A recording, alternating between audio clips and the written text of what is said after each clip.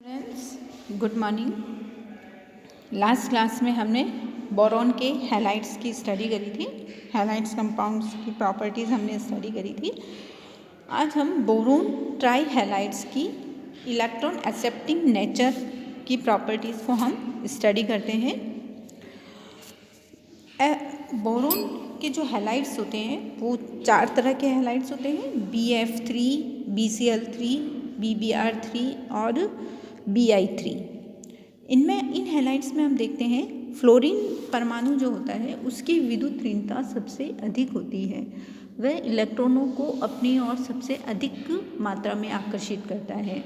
तो BF3 में boron परमाणु पर अगर BF3 है तो उसकी जो है इलेक्ट्रॉन आकर्षित करने की प्रवृत्ति सबसे ज़्यादा होगी। तो उस कंडीशन में बोरोन पर सर्वाधिक धनावेश होना चाहिए, जिससे तथा BF3 में इलेक्ट्रॉन जो देने वाला यौगिक है वो आकर्षित करने की प्रवृत्ति उनमें सबसे अधिक होगी। तो उसके अकॉर्डिंग BH3 यौगिकों में इलेक्ट्रॉन ग्रहण करने का जो क्रम है वो उनकी विद्युत ऋणता के आधार पर BF3 का सबसे ज़्यादा होता है, फिर BCl3 का, फिर BBr3 और फिर Bi3 का। लेकिन जब हम प्रैक्टिकली इसको ऑब्ज़र्व करते हैं तो हम ये देखते हैं कि इसमें इलेक्ट्रॉन ग्रहण करने की जो प्रवृत्ति होती है वो जस्ट इसके विपरीत हो जाती है। इसका मतलब इसकी इलेक्ट्रॉन ग्रहण करने की जो प्रवृत्ति होती है वो Bi3 की सबसे ज़्यादा, फिर BBr3 की, फिर BCl3 की और फिर BF3 की होती है। तो BF ऐसा क्यों होता है? इस हमारा जो क्रम है वो इसके विपरीत क्यों जाता है? इसे हम इस प्रकार से समझ सकते हैं कि BF3 मॉलिक्यूल में B जो परमाणु होता है वो sp2 हाइब्रिडाइजेशन कंडीशन में होता है और वो sp2 हाइब्रिडाइज्ड ऑर्बिटल में फ्लोरीन एटम से इलेक्ट्रॉन लेता है और फ्लोरीन परमाणु के 3 2p कक्षक से अतिव्यापित होकर 3 सिग्मा बंध बनाता है और BF3 मॉलिक्यूल का फॉर्मेशन करता है और इसकी शेप ट्राइगोनल होती है। अब इसमें पूरे भरे हुए जो फ्लोरीन परमाणु जो होते हैं 2p कक्षक के, वो बोरोन परमाणु के रिक्त 2p कक्षक के लगभग समान ऊर्जा के होते हैं। तो उनमें जो है फ्लोरीन परमाणु और बोरोन परमाणु दोनों के पास 2p कक्षक होते हैं और इनके समान आकार के कारण ये समपार्श्विक अतिव्यापन कर लेते हैं।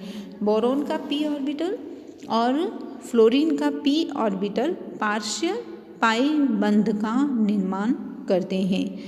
पार्शियल पाई बंध के निर्माण के कारण फ्लोरीन परमाणु पर जो इलेक्ट्रॉन उपस्थित होते हैं वो बोरोन परमाणु की ओर चले जाते हैं, जिससे बोरोन और फ्लोरीन के बीच में जो है वो डबल बॉन्ड का फॉर्मेशन हो जाता है। अब इनमें ये जो पाई बॉन्डिंग होती है उसे हम बैक बॉन्डिंग या डैटिव बॉन्डिंग भी कहते हैं, क्योंकि ये बॉन्डिंग जो होती है वो हमें प्रत्यक्ष रूप से दिखाई नहीं देती है, जिसके कारण परमाणु पर जो अत्यधिक धनावेश होता है वो इस पर इलेक्ट्रॉन आ जाने से उदासीन हो जाता है और इसकी इलेक्ट्रॉन ग्रहण करने की प्रवृत्ति बहुत ही कम हो जाती है।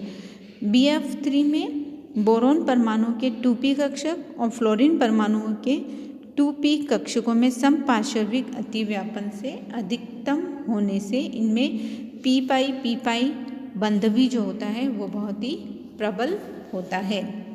देखिए इसमें हम स्ट्रक्चर देखते हैं। ये बोरोन के पास 3 सिग्मा बंध बन रहे हैं और एक इसके पास रिक्त 2p कक्षक होता है। इसी प्रकार से फ्लोरीन के पास भी सारे 2p कक्षक होते हैं। उनमें से एक कक्षक में एक अयुग्मित इलेक्ट्रॉन होता है, बाकी के कक्षक में इनमें इलेक्ट्रॉन फिल कंडीशन में रहते हैं। तो जो ये फिल्ड इलेक्ट्रॉन्स होते हैं वो बोरोन के रिक्त कक्षक में चले जाते हैं और बैक बॉन्डिंग के साथ पाई बंध का फॉर्मेशन करते हैं और इसी पाई बंध के इलेक्ट्रॉन्स के कारण बोरोन पर धनावेश की प्रवृत्ति कम हो जाती है और उसकी इलेक्ट्रॉन को आकर्षित करने की प्रवृत्ति कम हो जाती है। ये हम इसकी अनुनादी संरचना में भी देख सकते हैं कि बोरोन के ऊपर जो है वो नेगेटिव चार्ज आ जाता है। यह जो पी पाई बंध बनाने की जो प्रवृत्ति होती है वो BF3 में सर्वाधिक होती है, उसके बाद BCl3 में और फिर BBr3 में कम होती जाती है और Bi3 में ये बिल्कुल भी नहीं होती है। इस कारण Bi3 की जो है वो उसमें पाइबंध का निर्माण बिल्कुल भी नहीं होता है, तो उसकी इलेक्ट्रॉन ग्रहण करने की क्षमता सर्वाधिक हो जाती है, जिससे उसमें बोरोन परमाणु में उपस्थित धनावेश प्रेजेंट रहता है और वह इलेक्ट्रॉन को सबसे अधिक आकर्षित करता है। फिर उसके बाद BBr3 में होती है, उससे कुछ कम होती है, फिर BCl3 में और कम हो जाती है और BF3 में यह न्यूनतम हो जाती है। तो इनकी जो इलेक्ट्रॉन ग्रहण करने की जो प्रवृत्ति का क्रम होता है वो Bi3 में सबसे ज़्यादा होता है, फिर BBr3 में, फिर BCl3 में और फिर BF3 में होता है। तो इस प्रकार से जो बोरोन के जो हैलाइड्स होते हैं उनकी इलेक्ट्रॉन ग्राही प्रवृत्ति को हम इस आधार पर समझा सकते हैं। अब हम देखते हैं एल्यूमिनियम के हैलाइड्स। एल्यूमिनियम जो होता है वो सभी तरह के हैलाइड्स हमें देता है, जैसे AlF3, AlCl3, AlBr3 और Al(I3). इसमें हम मुख्य एल्यूमिनियम हैलाइड AlCl3 की प्रॉपर्टीज़ को स्टडी करते हैं।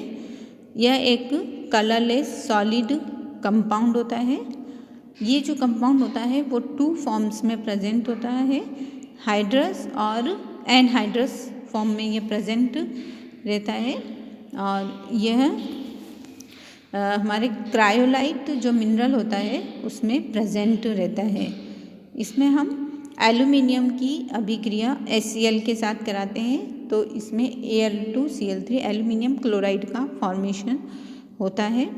इसी प्रकार से हम AlHCl की वाटर के साथ अभिक्रिया से भी इसको बना सकते हैं, उसमें Al2Cl6 बनता है और 12H2O बनता है साथ में।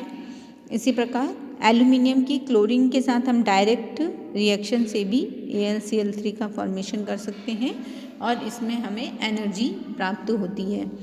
इसी प्रकार एल्यूमिनियम की HCl के साथ अभिक्रिया कराते हैं तब भी इसमें AlCl3 बनता है और हाइड्रोजन गैस इसमें निकलती है।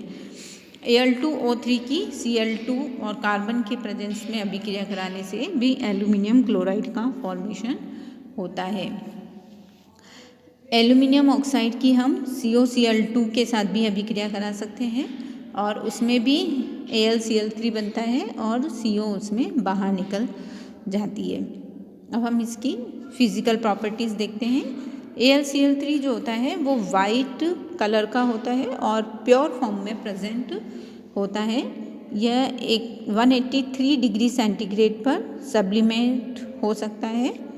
ये हाइग्रोस्कोपिक नेचर का होता है, कोवैलेंट कंपाउंड होता है, अल्कोहल, ईथर इन सब में सॉल्युबल होता है। AlCl3 जो होता है वो जनरली डाइमर फॉर्म में प्रेजेंट रहता है, Al2Cl6 की फॉर्म में ये प्रेजेंट रहता है। इसकी स्ट्रक्चर इस तरह से होती है, इसमें 2 ब्रिज्ड हैलोजन होते हैं और 4 टर्मिनल हैलोजन उसमें होते हैं। AlCl3 जो है वो एज ए कैटलिस्ट की तरह काम करता है, इसे हम एज ए लुईस एसिड की तरह काम में लेते हैं। AlCl3 की तरह ही AlBr3 और Al(I3) के कंपाउंड्स होते हैं, ये भी AlCl3 की तरह उन्हीं अभिक्रियाओं से बना सकते हैं और उसी की तरह की ये केमिकल प्रॉपर्टीज़ शो करते हैं। तो ये हमने एल्यूमिनियम के हैलाइड्स के बारे में स्टडी किया। इसके आगे हम नेक्स्ट क्लास में स्टडी करेंगे।